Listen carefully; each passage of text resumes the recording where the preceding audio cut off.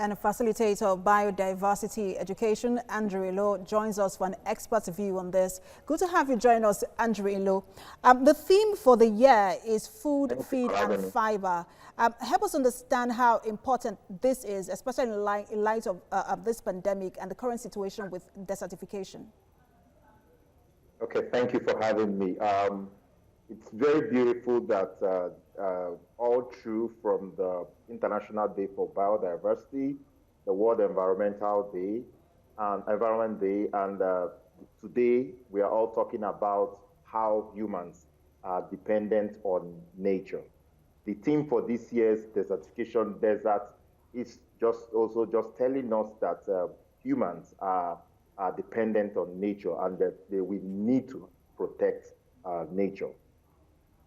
Absolutely. But again, one of the most important things to note here is the attitude of people towards this crucial issue. A lot of people do not see this as a problem.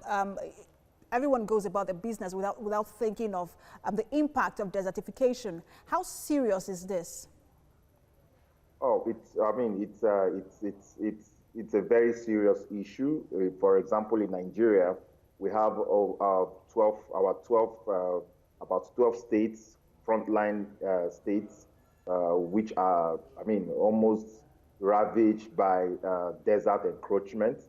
So this desert encroachment basically it's caused by deforestation. Many of these places do not even have very single trees. You can stay in one spot and you can spot over 5-10 kilometers without even seeing one tree.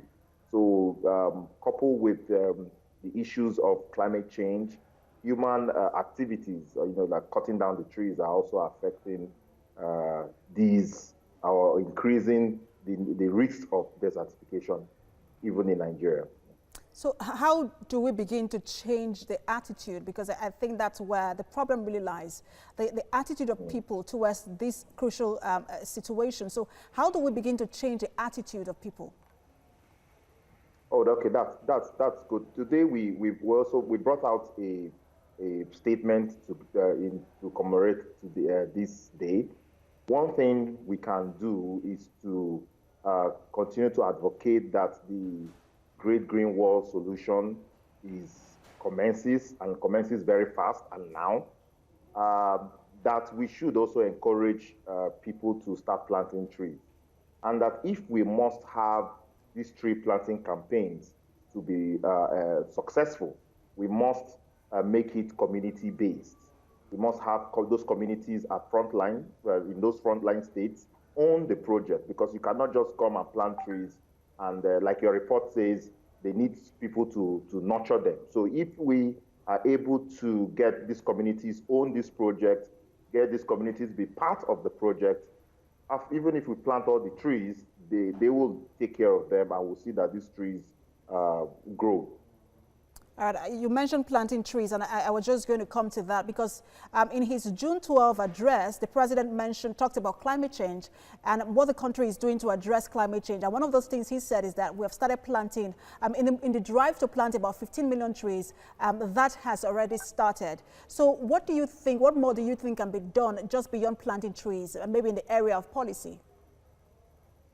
Yeah, in terms of policy, we want the government to bring in communities. It's not just about planting trees or giving contracts to people to plant the trees. Let the communities own those projects, And let's also know that it's not just about planting trees.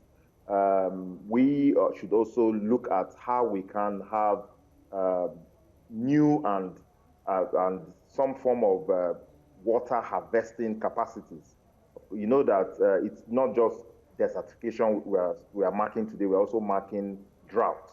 So, and because of climate change, the rainfalls are no longer as it used to be.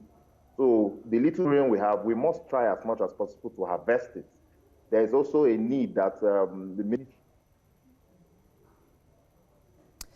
All right, facilitator of biodiversity education, Andrew Chibuzor, many thanks for sharing your thoughts.